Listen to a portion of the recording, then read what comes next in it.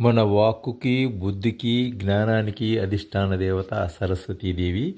ఆ తల్లి మనలో సత్కారాలను ప్రేరేంపజేయాలనే ప్రార్థన ఈ వేదవాక్కులో ఇమిడి ఉంది.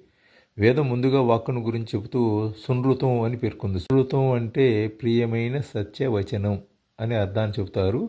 మన మాట ప్రియంగా ఉండడం అంటే మాట కఠినంగా ఉండకుండా ఉండటమే. మనం ఎవరితో అయినా కటువుగా మాట్లాడినా, మాటలతో వారిని అవమానపరిచినా, కించపరిచినా, సూటిపోటి మాటలన్నా సహజంగా వారికి బాధ కలుగుతుంది, వారి మనసు గాయపడుతుంది.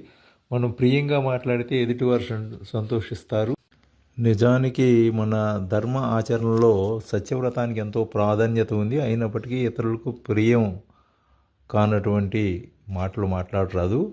అది సత్యమైనటివి కూడా అట్లా మాట్లాడితే వారు బాధపడతారు. కాబట్టి ఎలాగంటే వైకల్యం కలవారిని, కుంటివారిని, కళ్ళు కనపడే వారిని, గుడ్డివారిని సంబోధిస్తే అది సత్యమైనప్పటికీ సహజంగానే వారికి బాధ కలుగుతుంది.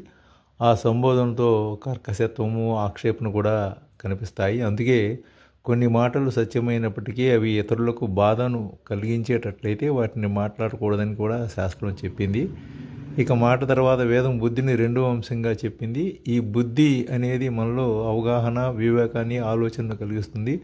మన నిర్ణయాలను ప్రభావితం చేసేది కూడా బుద్ధి. అందుకే బుద్ధి అనేది చైతన్యవంతంగా ఉండాలని వేదం ఆకాంక్షించింది. కాగా బుద్ధి మనసుకు సంబంధించింది. అందుకే మన మనసు శుద్ధంగా ఉన్నట్లయితే బుద్ధి కూడా శుద్ధంగా ఉంటుంది. ఈ బుద్ధి మన దోషాలకు లోను కాకుండా ఉంటే అది శుద్ధంగా ఉన్నట్లే. ధర్మ మార్గంలో ఉండటం, మంచి పనులు చేయాలని సంకల్పించడం, దయాదాక్షిణ్యాలు కలిగి ఉండటం, సహనంతో ఉండటం, నిగర్విగా ఉండటం, ఈర్ష్య, అసూయ, ద్వేషాలు లేకుండా ఉండటం, ఇవన్నీ కూడా మంచి బుద్ధికి సంకేతాలు. వేదం మూడో అంశంగా ఏం చెప్పిందంటే యజ్ఞం చేయమంది. యజ్ఞం అంటే మనం అగ్నిహోత్రములో హవిస్సును సమర్పించడం అని అనుకుంటూ ఉంటాం. అయితే ఇది ఏమాత్రం యజ్ఞం కాదు. యజ్ఞ శబ్దానికి మరికొన్ని అర్థాలను కూడా చెప్పారు.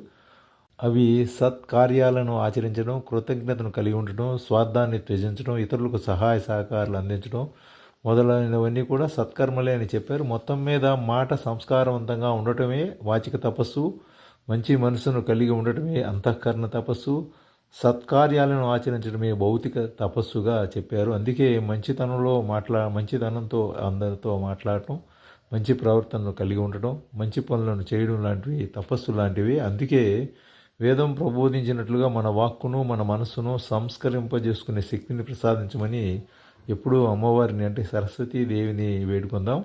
తదనుగుణంగా మన ప్రవర్తన కూడా మలుచుకుందాం.